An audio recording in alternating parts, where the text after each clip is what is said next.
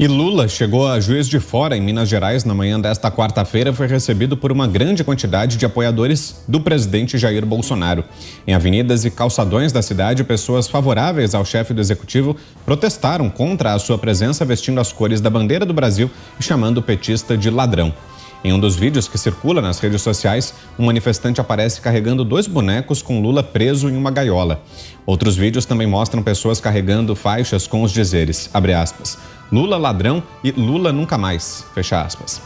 Lula foi recebido no aeroporto da cidade pela prefeita Margarida Salomão e pelo deputado estadual Roberto Cupolillo, que também são do PT. Em outro lado da cidade, a falta de público e apoio ao petista voltou a ser motivo de piada nas redes sociais.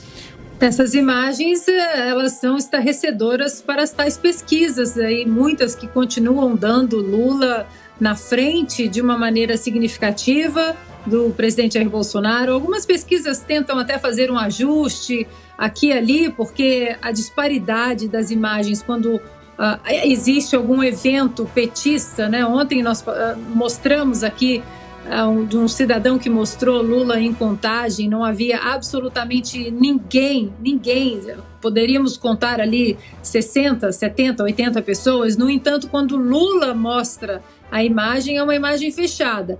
Já as imagens de apoio ao presidente Jair Bolsonaro, elas são sempre abertas, são multidões por onde ele passa no Brasil, inclusive no antigo reduto confortável do ex-presidiário, que era o Nordeste. Hoje o presidente Lula visita o Nordeste, sempre muito bem recebido. As pessoas, motociatas, né, sendo organizadas aí, milhares de motos, já foram 3, 4, 5 motociatas. Então essas imagens, elas devem ser estarrecedoras, não apenas para o partido do ex-presidiário, mas também para esses institutos de pesquisa que insistem numa falácia, que insistem numa mentira. Inclusive, um instituto recentemente disse que Lula poderia vencer no primeiro turno e depois disse também que o presidente Jair Bolsonaro, caso ele fosse para o segundo turno, que ele perderia de absolutamente todos os candidatos. A mesma coisa que nós ouvimos em 2018. O presidente Bolsonaro perde, o candidato Bolsonaro perde para absolutamente todos os candidatos no segundo turno. E não foi bem isso que aconteceu, né? Muita gente, obviamente, em 2018, votou no candidato Bolsonaro. Muita gente votou até para tirar o PT, né, do poder, para limpar aí, não deixar que o PT voltasse ao poder. Nós tivemos a transição ali do presidente Michel Temer. Mas agora nós temos as pessoas que vão votar com convicção porque as políticas foram apresentadas, as plataformas foram apresentadas, né? O combate à corrupção foi apresentado, as plataformas liberais de liberdade, como falamos, né, no nosso primeiro comentário, falando do novo ministro das Minas e Energia, o Adolfo Saxida. E as políticas hoje mostram que mesmo dentro de uma pandemia aí nefasta que atingiu todo o globo, que o presidente Bolsonaro estava certo o tempo todo dentro da pandemia, enquanto muita gente falava tranca tudo, lockdown é necessário, de uma maneira fascista, eu até diria assim. O presidente Bolsonaro dizia, olha, não é assim, temos que proteger os vulneráveis, temos que conduzir a economia também paralelamente, não dá para a gente fechar todo o país.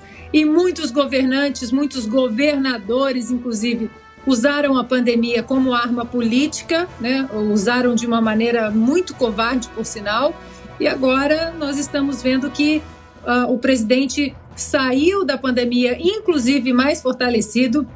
Tivemos a CPI da Covid, né? A CPI do circo, que teve aí Randolph como o principal personagem ali naquele palco tosco que foi aquela CPI, junto com o Renan Calheiros, Omar Aziz.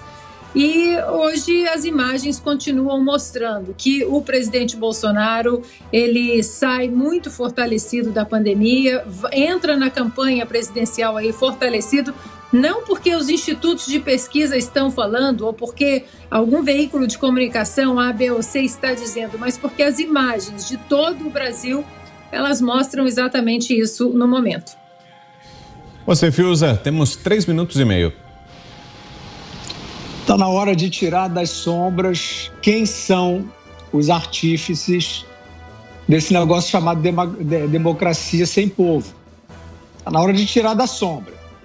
Porque é claro que existe uma urdidura, a descondenação, né, da transformação do Lula em ex-ladrão, né, vagando como uma assombração aí pelo país, evidentemente rejeitado, repudiado, detestado, porque assaltou o país, assaltou o povo. E isso não é natural, isso não é uma teimosia petista, isso é um plano, isso é um projeto. E eu acho que está na hora de tirar da penumbra. Quem são esses? Quem é que patrocina isso? O consórcio a gente já sabe. Agora, nós vimos, por exemplo, no evento em Boston, né, patrocinado pela Fundação Lehman. Então nós vimos o senhor Jorge Paulo Lehmann, né, um multibilionário ou talvez trilionário, não sei, mas eu não tenho nenhum preconceito contra quem ganhou dinheiro com o que faz. Eu acho que até o Jorge Paulo Lehmann é um case de sucesso como empresário, mas aparentemente ele resolveu ser outra coisa. Ele viu esse ativo aí dessa papagaiada de supostamente progressista, né, nessas escolas que ficam inventando maneiras, éticas falsas para segregar pessoas, né, para inventar identidades, uma por dia para a criançada. Então, a gente sabe o que é, né? Então, esses bilionários ou trilionários aí, que estão querendo jogar esse jogo, brincar disso, e desistiram da democracia, eles têm que aparecer, porque o Jorge Paulo Lehmann disse nesse evento que, em 2023, o Brasil terá um novo presidente. Quem será? Se ele está dizendo, então, que o Jair Bolsonaro não vai ser reeleito, não é isso? Que prognóstico é esse? Porque a deputada, que é afilhada dele, perguntou a um juiz do Supremo como é que fazia para o Bolsonaro não ser reeleito. E o juiz do Supremo, o Barroso, foi lá e disse: nós somos mais fortes do que o inimigo. Vocês acham que essa pantomima toda, grosseira, desavergonhada, está passando despercebida pela população que trabalha, que não quer um staff de malandragem sugando o resultado do seu trabalho? Então, eu queria que aparecessem mais, assim como pelo menos o Jorge Paulo Lehmann apareceu, né? Se ele não é candidato, eu acho que ele deve estar se referindo ao Lula, que tem 800% de intenção de voto nas pesquisas. Ele não pode estar se referindo aos outros demagogos todos. Eduardo Leite, João Dória, Sérgio Moro, esses que se desmoralizaram ao vivo, tentando surfar numa pandemia. Todos esses que eu citei, Vitor, você vê, Juiz de Fora, né? Nós poderíamos estar tendo... Terminou? Então depois eu concluo o raciocínio. Quer concluir rapidinho, Fiuza? 15 segundinhos, vai lá. Vou concluir rapidinho. Nós poderíamos estar tendo um debate eleitoral com propostas. O que sobreveio é um antibolsonarismo grosseiro, que a população não acredita. Vocês vão ver na rua, povo na rua, vai ser o bolsonarista. Mas não é porque ele é partidário, não é porque nós somos partidários ou bolsonaristas, é porque não tem mais político nenhum.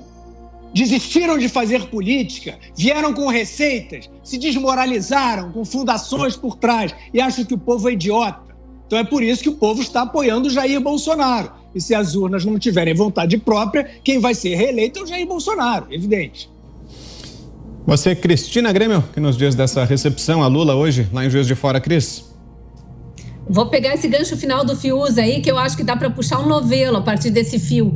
E a gente vai ver isso cada vez mais. Tenho para mim que daqui até outubro, cada vez mais a gente vai ver um repúdio do brasileiro comum, das famílias brasileiras, do brasileiro jovem, o brasileiro trabalhador, aquele que já votou por décadas aí, que está cansado de saber quem é Lula, aquele que viveu a era Lula, viveu a era Dilma. Os mais idosos, então, nem se fala. Esses brasileiros vão estar cada vez mais nas ruas, demonstrando claramente seu repúdio e se fazendo ver em número, em cores nacionais, porque a imprensa, de um modo geral, finge que essas pessoas não existem, finge que essas manifestações não estão acontecendo, mostram só aquele cercadinho lá do Lula, com imagens bem em close, para fazer parecer que ele tem muito apoio, quando tem cada vez menos apoio, até entre a claque, que vivia com vendas nos olhos, mas parece que já está começando a se intimidar e ter vergonha de aparecer em público para gritar Lula, porque sabe que teria que gritar Lula ladrão. E como não pode, né, vestidinho de vermelho, então melhor ficar em casa.